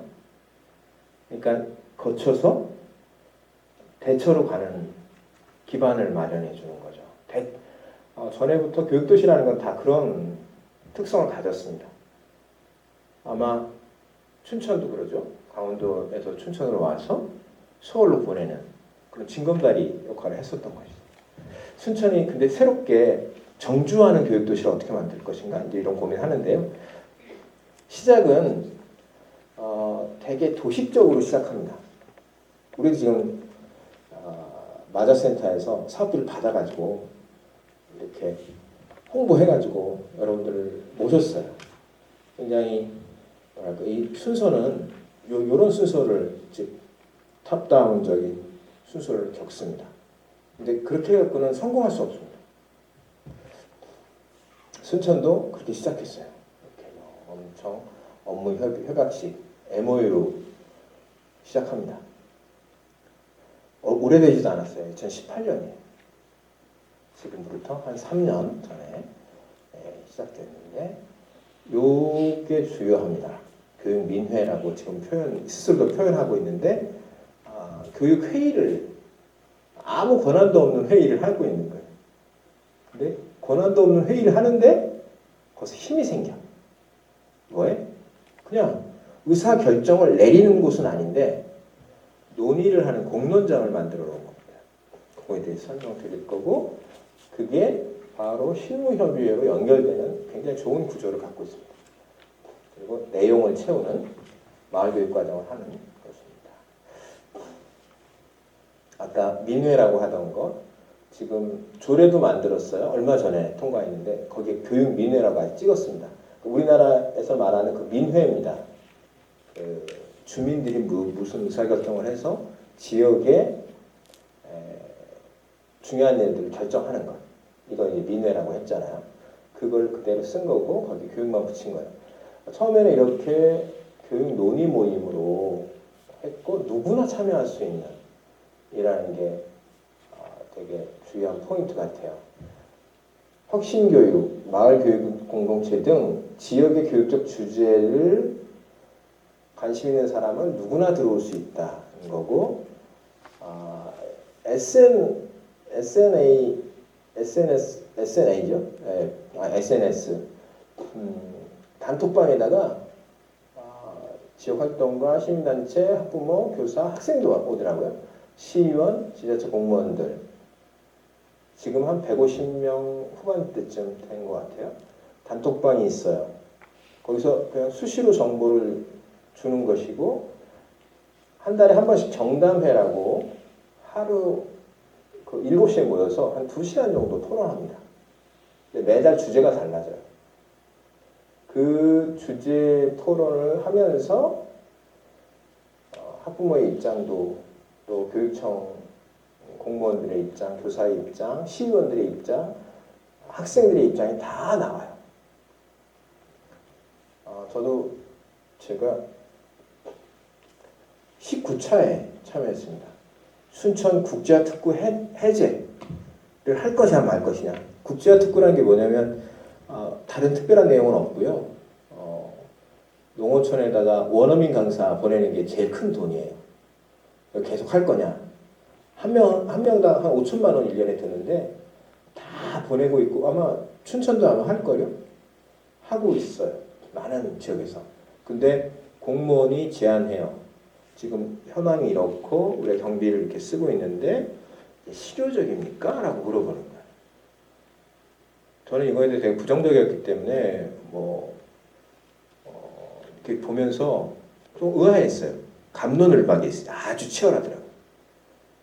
그러니까 실효적이지 않다고 하는 분들이 있는가 하면 그래도 필요하다. 근데 맨 마지막에 발언한 분이 영어 교사야. 내가 영어 교사로서 원어민들을 보면 사실 아이들의 영어 수준은 굉장히 다양하고 원어민을 만나서 할 수 있는 내용이라는 게 굉장히 단순하다. 그래서 좀 이벤트적 수업을 할 수밖에 없다. 그들의 또 역량도 그렇게 높지 않고 그래서 자기가 보기에는 농촌학교의 영어 교육을 위해서는 오히려 청년들, 우리나라 청년들 중에서 영어를 잘하는 친구들을 뽑는 게 아이들하고 소통도 진지해지고 그럴 거다. 순천에 영어 청년들 시험 문제도 되게 크니까 이렇게 좀 제안을 하니까 근데 거기서 그냥 정보만 듣고 가는 거예요. 거기서 판단 내리지 않아요. 그러고 그 다음 날 이렇게 모입니다. 다음 날 수요일 날 세 번째 수요일이었는데 몇 달 전에 그 첫 번째 수요일로 바꿨습니다.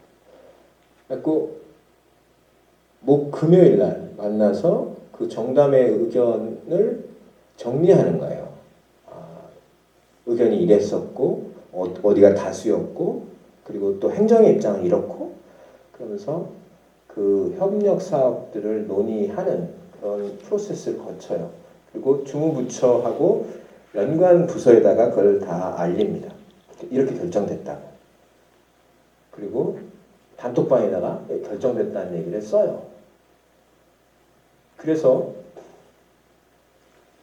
여기는 아무런 의사결정 권한이 없는데도 불구하고 실제로 의사결정에 굉장히 지대한 영향을 미쳐요. 그러니까 한 달마다 순천의 중요한 교육적 의제들이 딱 하고 진도를 나가는 거예요. 그러니까 여기 오는 사람들 굉장히 의미를 갖는 거예요. 자기네들의 논의가 흩어지지 않으니까. 다음 단계로 넘어가고 혹은 다른 영역으로 가고. 주제를 보세요. 처음에 되게 어수룩했어요. 그런데 한 달에 한 번씩 꽉꽉 모이는 게 중요했다고 봐요. 볼까요? 그냥 공부 모임 한 적도 있어요. 또 타 지역 가서 사례, 아까 그 광산구 가서 공부하고 오고, 혁신교육지구 사업 공유하고, 또 목공체험에 대한 워크숍도 하고, 이제 9차부터 굉장히 중요한 결정들을 하죠. 춘천에도 교육경비 조례가 있고 거기에 따라서 교육경비가 배분됩니다. 그것을 아는 거는 교육지원청하고 시청의 교육 담당자밖에 없어요. 시민들은 아무도 몰라요. 어느 학교에 얼마가 가고 하나도 몰라요. 근데 여기에서 꽤 많은 돈이 아마 춘천 같으면 한 100억 안쪽에 50억에서 100억 정도가 아마 배분될 겁니다. 이거를 어떻게 개선할까? 다 문제 있다고는 알고 있어요. 강당 하나 지면 20억 없어져 버립니까? 그러니까 다른 방식으로 가자는 제안을 합니다. 영국에 연수도 같이 가고요. 타 지역 사례 계속 공부합니다. 학교 폭력 문제, 또 순천 공고 체육관 공간 혁신 이런 거 이 사람들이 관여해요. 코로나 속수무책으로 있을 때 이 사람들이 논의합니다. 코로나에 대비한 프로그램들과 또 키트 같은 것들 만들어서 보내주고, 그러니까 나름대로 그 앞에 과제들을 바로바로 대응할 수 있는 그런 힘을 가지고 있습니다. 기업 돌봄 문제 이렇게 계속되고 있어요. 여기서 포인트는 한 달에 한 번 정해진 날에, 그리고 누구는 오고 누구는 오지 못하게 막지 않는 날. 딱 들어가면 환대의 마음이 있어요. 딱 들어가잖아요. 그러면 어쨌든 음식이 엄청 풍성해요. 김밥, 샌드위치, 과일 막 이렇게 놔둬요. 다 저녁 못 먹고 올 때거든요. 다 그냥 바로 앉아서 먹으면서 회의를 해요. 의제가 하나나 두 개인데 의제 제안자가 발표합니다. 그날 아까 얘기했던 평생교육 공무원, 평생교육 과장이 와서 농촌의 영어교사 어떻게 할까요? 질문 하나 있고, 두 번째는 지역의 청년활동가가 우리가 남초등학교라고 제일 오래된 초등학교가 학생이 막 줄어가지고 건물 하나, 남관을 다 리모델링합니다. 그 리모델링해서 청년들이 들어가는데 청년들 빵집 뭐 이런 거 어떻게 청년 활동가들하고 나눌지 이런 거에 대해서 보고해요. 그러니까 본인들의 의사결정의 권한이라는 것은 판단자는 아닌데 자기네 의견들은 계속 낼 수 있는 거예요. 이렇게 하는 게 좋겠네요. 그거 좋네요. 그러니까 지지와 방향 이런 것들은 계속 해갈 수 있는 게 이 정담의 특징입니다. 원래 포럼, 그리고 이 사람들은 교육을 가지고 다른 거를 바꿀 수 있다고 생각하는, 뭐라고 표현하냐면 교육이 분모인 도시를 만들겠다. 교육 가지고 생태를, 교육 가지고 경제를, 교육 가지고 지역 만들기를 하겠다. 이렇게 말하는 거예요. 되게 사실은 교육으로 투자해봤자 얼마나 투자할 수 있어요. 근데 거기에 사람의 생각이 바뀔 수 있다는 것을 얘기하고 있습니다. 그 중간에 우리 지금 마자센터처럼 풀뿌리 교육자치협력센터라는 게 있습니다. 시청에서 처음에 재원을 부담하고 좀 좀 중간 지원 조직을 좀 해달라고 했더니 여기에 지역 교육운동 하던 분들이 들어오셔가지고 활동을 하죠. 처음에는 순천 교육지원청하고 순천시가 뭐 사업 협력을 하고 그러면 중간에서 자료 정리해주고 뭐 이런 굉장히 허접 일들을 했어요. 그러다가 이제 이분들은 다른 업무들이 있으니까 계속 지역의 새로운 구상들을 상상력을 이 안에서 계속 발신합니다. 그리고 자기들이 본래 알던 지역의 주민들 활동가들을 계속 연결해서 사업을 제안해요. 1억 4천 가지고 처음에 사업을 2년 동안 했어요. 올해 좀 올라서 1억 8천밖에 안 돼요. 근데 일하는 사람은 4명이고 4명 중에서 2명은 센터장 포함해서 2명은 반상근 한다고 생각하고 자기가 월급 절반만 받고 다른 활동비를 가지고 받아요.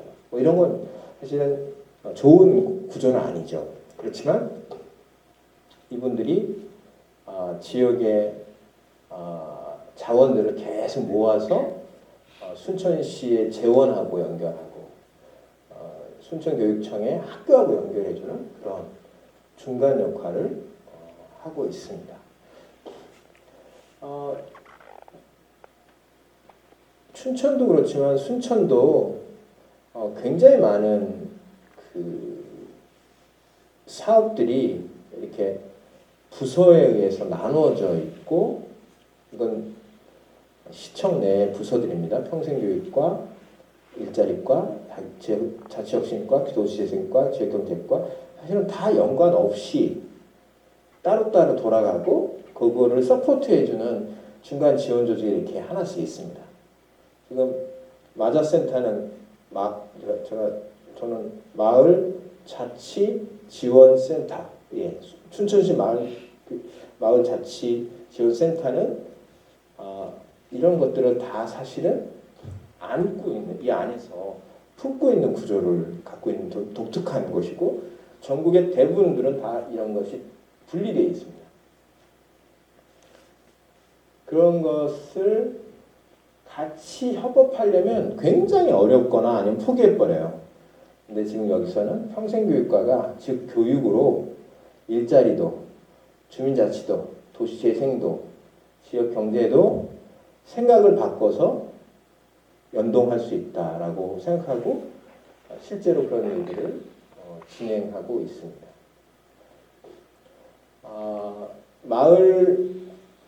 마을교육 공동체라는 그런 개념을 순천에서 끌고 갈 때 교육의 기본적인 그런 우리의 편견이라고 하는 학교 교육을 지원하는 그 정도가 아니고, 이분들은 마을에서 학교로, 아이에서 어른으로, 즉 전생애적인 교육을 어떻게 할 것인가, 거기에 관련된 정책들, 사업들을 만듭니다. 청년과 연계한 마을교육과정, 지역대학과 연계한 평생교육 모델, 고교학점제, 교육과정의 지역화, 마을교육 자치회, 이런 것들을 같이 끌고 가고 있습니다. 그러니까 이건 그냥 슬로건이 아니고 실제로 이렇게 하나씩 진행되고 있다고 볼 수 있겠고요. 그 중에 이제 마을교육 과정이 어떻게 만들어지는지 좀 더 얘기해 보겠습니다. 네트워크는 이렇게 대학과 지자체, 교육청, 마을 이렇게 연결된다는 얘기를 할 수 있겠고요. 프로그램들은 그 지역마다의 과제들을 정리해요. 그리고 하나씩 가는 거예요. 그때 논의 주제는 아까 정담회에서 아주 개방적으로 논의하고, 그러면 평생교육과가 가져가서 그것을 어떤 역할을 해야 되는지 끌고 갑니다.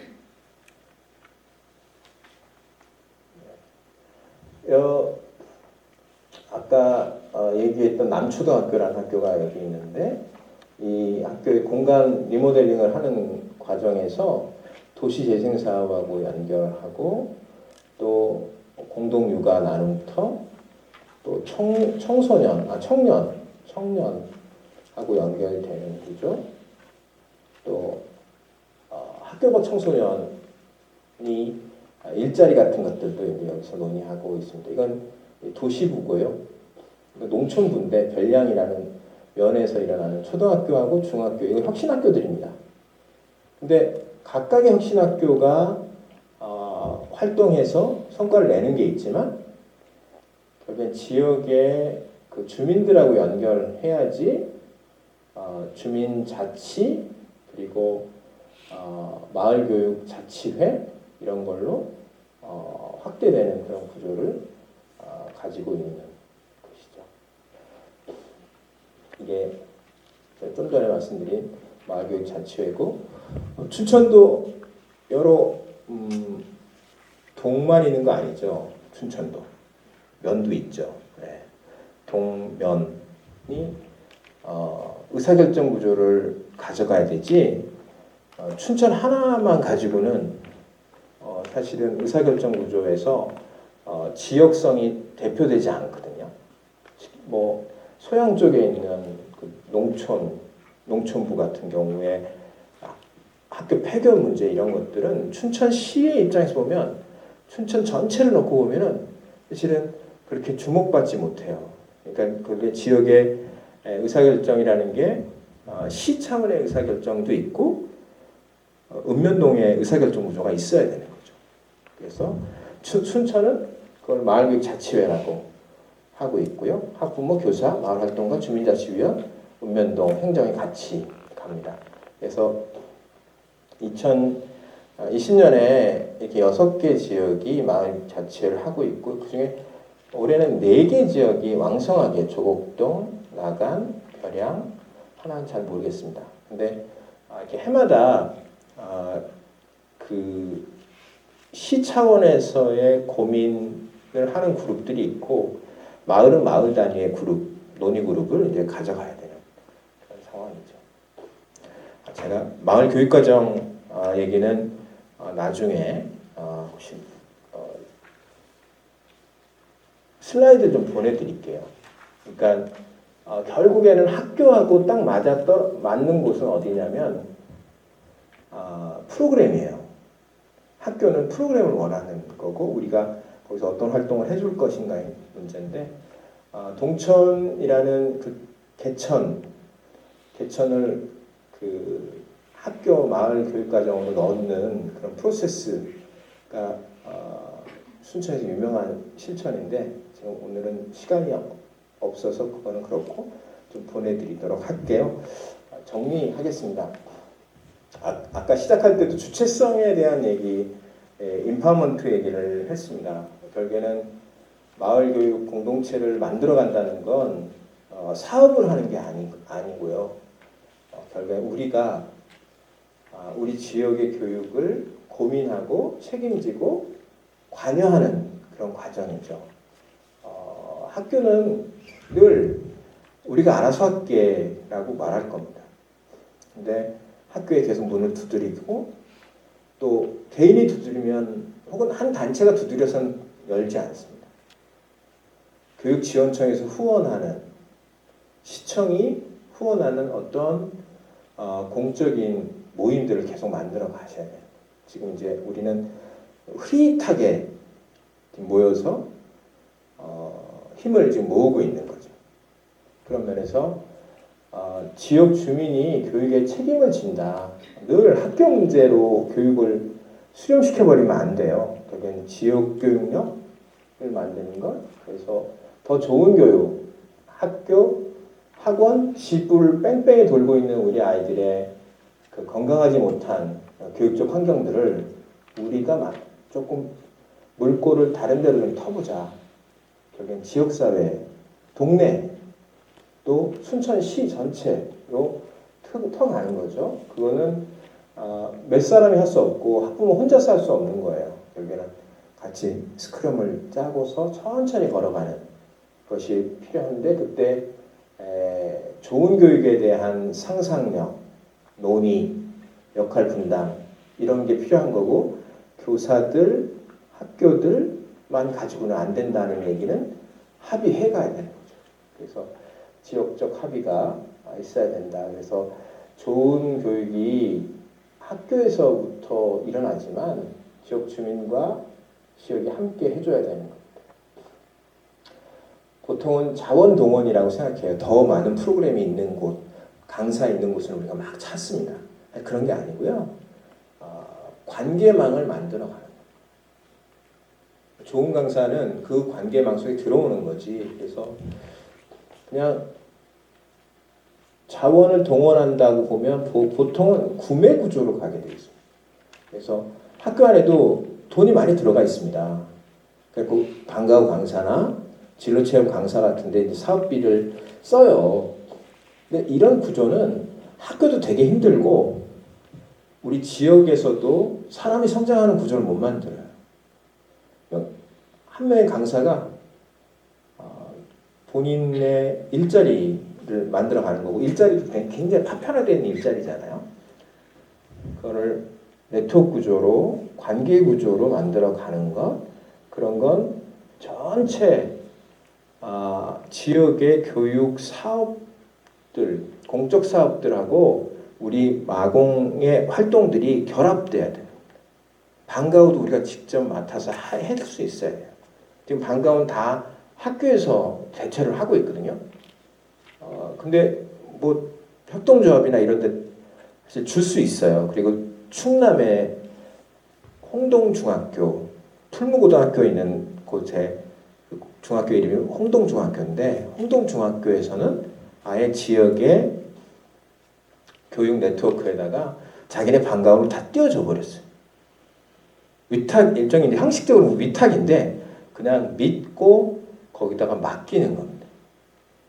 그래서 네트워크 구조, 관계 구조로 유관 공공사업 간의 연계를 해가면서 차곡차곡 들어가야 되는 거죠. 지금 학교가 너무 많은 일을 하고 있어요. 학교에서 지역사회과 관계는 문구를 여는 것만 학교가 하게 하고 나머지는 다 지역이 들어가서 하거나 지역으로 나오게 해서 애들의 생활 속에 리듬을 우리가 만들어줘야 됩니다. 사실은 학교 리듬하고 지역사회 리듬은 되게 달라요. 학교 리듬은 벌써 1년치가 2월 전에 결정됩니다. 그리고 뭐 2학기 때 다시 조금 뭐 해보려도 사실은 6개월 전에 결정돼요. 우리가 뭐가 좋은 프로그램이 있다고 딱 갖다 뒤밀어도 선생님들은 절대로 호락호락 문 열지 않습니다. 왜? 지금 기존에 있는 계획이 깨지니까. 그리고 그걸 바꾸려면 굉장히 많은 에너지가 여러 사람에 의해서 들거든요. 그런 면에서 리듬을 우리가 학교에 좀 맞춰주는 리듬을 좀 찾아야 돼요. 우리도 좀 길게 가면서 지금 여름방학이 곧 오잖아요. 지역은 이때 생각해요. 우리 애들 여름방학에 어떻게 좋은 경험 시키지? 개인이 하는 건 개인이 한다고 쳐도 지역은 그렇게 하면 안 돼요. 지역은 3달 전, 4달 전에 여름방학이 어떻게 돌리면 될까? 또 학기 중에 방과후는 학교가 어떻게 협상할까? 어떻게 같이 협업할까? 이런 고민을 학교 리듬, 우리 리듬하고 우린 좀 템포라고 보면 됩니다. 우린 템포예요. 근데 학교는 길어요, 리듬이. 그거를 잘 맞춰야 되는 그런 상태라고 보여집니다. 춘천도 민회를 좀 만드시면 좋겠어요. 이름 뭐든지 간에 뭐 정담회든 뭐 소담회든 뭐든 의사결정을 우리가 직접 내리지 않아도 우리가 발휘할 수 있고 우리가 생각을 모을 수 있는 공간만 가지면 될 것 같습니다. 함께 모여서 춘천 교육 다시 한번 만들어 봅시다. 옛날 교육도시 춘천을 어떻게 다시 만들어 볼까요? 하는 제안부터 시작해서 아이들 방과후 어떻게 할까? 자유학기제 어떻게 할까? 이런 고민을 지역 축제하고 애들을 어떻게 연결시킬까? 교육경비 지원은 어떻게 하지? 뭐 이런 의문을 계속 던질 수 있는 공간이 있어야 되는 거죠. 그래야지 학부모들이 관심을 갖고 그리고 학부모들이 갖고 있는 에너지, 자산 이런 것들을 이 안으로 담아낼 거라고요. 지금은 다 다 뿔뿔이 흩어져 있는 상태죠. 다 자기 아이들밖에 걱정할 수 없는 상태. 그러니까 어떻게 같이 고민할 건지 좀 협의 구조를 좀 만들 필요가 있습니다. 뭐 이런 뭐든지 간에 그래서 시민과 행정의 협동적인 접점을 좀 만들면 좋겠습니다. 여러분들 지금 마자센터라는 중간 지원 주제하고 만나신 거예요. 이 접점에 한 걸음 다가오신 거죠. 그래서 마자센터가 해줄 일이 있어요. 그리고 여러분들이 할 일이 있고 시하고 마자센터가 얘기할 수 있도록 여러분들의 의견을 모으는 것, 그리고 방향을 설정하는 것, 중요한 건 다 우리가 해야 되는 거예요. 다 시나 마자센터는 우리 심부름꾼들, 행정적 구조, 예산 구조 이런 것들에 연결시켜 주는 거예요. 우리가 한 걸음도 안 나가면 춘천시 마을교육 공동체든 혹은 마을 공동체 사업이든 진행 안 되는 거잖아요. 근데 이렇게 처음 모이셨으니까 마자센터를 어떻게 부려먹으실지 계속 관심 가지시면서 고민하시면 좋겠습니다. 이게 순천의 공무원들이 그리고 막 그 풀뿌리 교육자치 협력센터의 센터장들이 고민하면서 자기네들이 3년 동안 같이 협업하면서 터득한 원리래요. 반드시 민간과 함께하자. 지자체와 교육청만 연계해서는 시너지가 확실히 안 나더라. 모이기에 힘쓰자. 기계적으로 정기적인 모임도 필요한 거예요. 아무리 형식적이어도 한 달에 한 번 이렇게 모여야 된다는 거예요. 그리고 사적으로 서로 이해하는 만남들, 뒤풀이 이런 거 계속 가져가고 있습니다. 마지막은 제가 말한 거하고 되게 비슷한 말이죠. 주체를 양성하는 데 집중하십시오 라고 합니다. 사업과 프로그램을 늘리는 게 아니고 주체를 만들면 자연히 사업이 진행되는 겁니다. 프로그램 운영 경비에 돈을 다 쓰거든요. 근데 그거 말고 주민 역량을 키우는데 또 학생과 우리 공동체가 주민 공동체가 함께 성장한다는 것을 전제해 놓고 우리가 이 프로그램, 이 사업을 인식해야 되는데 프로그램, 여기서 말하는 프로그램은 교육 프로그램을 말합니다. 프로그램만 막 늘리는 걸 마을교육 공동체라고 착각하는 분들이 있어요. 제가 오늘 시작할 때도 그렇게 말씀드렸죠. 여러분들이 교육은 앞에 3개 강좌가 교육이 아닙니다. 그건 그냥 강좌죠. 저까지. 다음번에 만나신 워크숍이 여러분한테 정말 중요한 만나서 생각을 모으고 무엇을 할까 고민하는 계획의 과정이 있고 그리고 이제 실천해 가는데 그 자체가 프로세스가 학습이라는 그게 배움이라는 그걸 한번 해보시면 다음에 자신 있어져. 어떻게 해야 되는지 알아세요. 그리고 지금 이렇게 한 팀이지만 또 여러 팀으로 또 따로 또 같이 이렇게 나가야 되는 그런 여러분들이시라고 생각합니다. 뭐 이런 건 시스템적인 얘기고요. 춘천은 춘천에 문화가 있듯이 춘천은 교육이라는 개념, 문화라는 개념, 혹은 경제라는 개념 속에서 여러분들이 만드는 공간입니다. 각자 저마다의 사회는 저마다의 공간을 창조해내는 것이죠. 춘천을 시가 이렇게 만드는 게 아닙니다. 우리가 거기서 어떤 역할을 하고 그 공간에서 어떤 관계를 맺어갈 것인가 이런 고민을 하는 것. 오늘 저 코로나가 막 위급해져서 줌으로 해야 되나? 라고 얘기했더니 이런 공간을 준비해 놓으셨다고 그러더라고요. 이런 공간도 더 많이 사용되고 더 여기서 많이 학생들과 어른들이 만나는 그런 것은 이 공간을 바꾸는 겁니다. 이 공간의 생기를 만들어내는 거죠.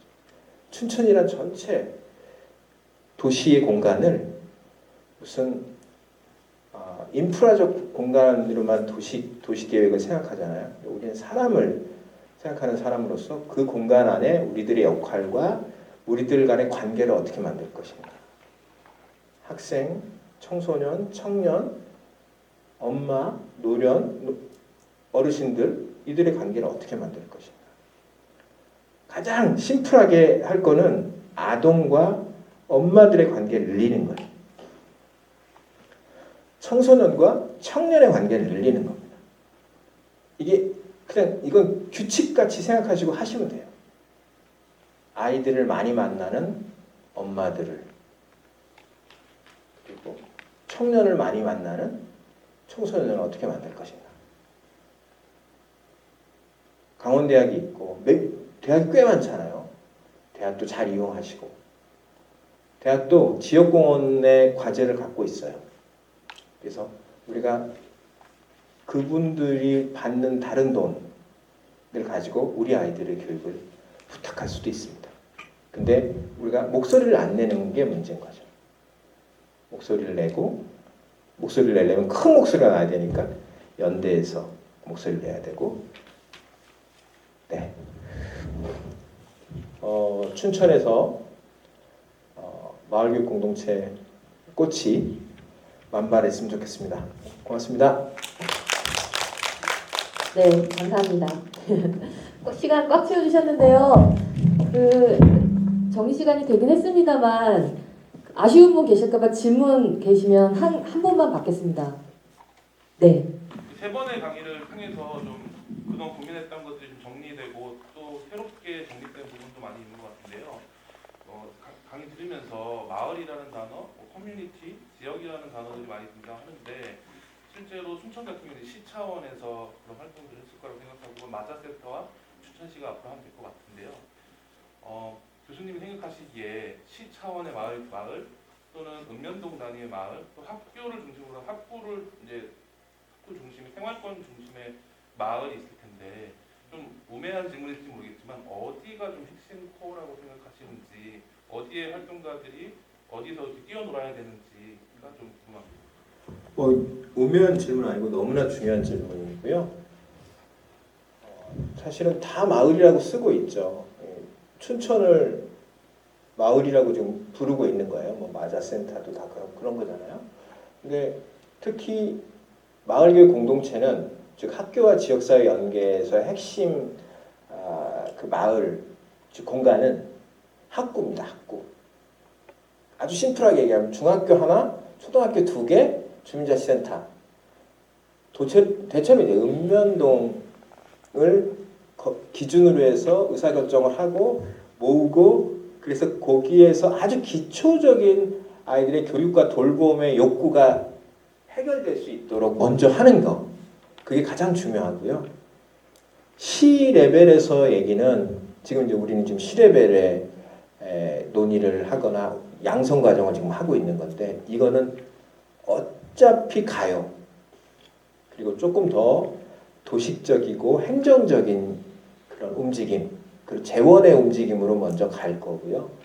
근데 우리가 살고 있는 곳에 중학교 학구, 그게 대체로 이제 한 읍면동하고 좀 일치되는 편인데요. 거기에서 결정해야 되고, 중학교가 없는 곳도 있죠. 초등학교만 하나 있는 곳도 있고, 그럼 초등학교가 중심이어야 된다고 생각하고요. 그래서 학구가 가장 중요한 공간이고, 거기서 작은 리듬이 만들어져요. 그래서 신뢰관계를 쌓기도 더 좋습니다. 그래서 그게 이렇게 따로따로 이렇게 하나씩 만들어진 다음에 춘천을 보면 훨씬 더 이게 그냥 뭐 사상 누각이 아니구나 라는 것들을 확인할 수 있을 겁니다. 춘천 같은 데가 지금 그렇게 하고 있는 거죠. 순천은 위에서부터 먼저 했어요. 밑으로 내려가면서 밑에서 다시 올라오고, 그렇게 지금 만나고 있는 것 같습니다. 네, 좋은 질문 감사합니다. 다음 과정은 저희가 9월에 만날 예정입니다. 아직 세부 일정이 나오진 않았었는데 그러니까 전국 내에서도 조금 유형별로 실제로 지역에서 이런 마을교육 공동체를 시작부터 좀 쌓아왔던 그런 과정들을 좀 같이 들여다보는 이웃마을 탐색하기 과정을 좀 가지려고 하고, 교수님이 오늘 여러 번 언급해 주신 것처럼 마지막 과정에는 그럼 춘천에서 이 마을교육 공동체를 어떻게 좀 그려가 볼까, 조금 상상과 제안들을 나누는 시간으로 마무리를 하려고 해요. 그래서 오늘 제안됐던 부분, 이제 순천의 정담의 사례를 들으면서 뭐 이전에 저희 그 실무단위의 그 공유회에서도 나왔던 제안인데, 춘천의 어쨌든 마을교육과 관련된 것들을 순천의 정담회처럼, 이름도 비슷하네요. 춘천. 그러니까 좀 같이 공론화하고 나눌 수 있는 그 단위가 좀 필요하겠다는 고민들을 하고 있습니다. 그래서 어떤 방식으로 좀 시작을 하면 좋을지 뭐 그런 의견들도 좀 나눠봤으면 하는 생각이 듭니다. 네, 함께해 주셔서 감사하고요. 그 양 교수님께 다시 감사 인사 전하면서 오늘 마치도록 하겠습니다. 고맙습니다.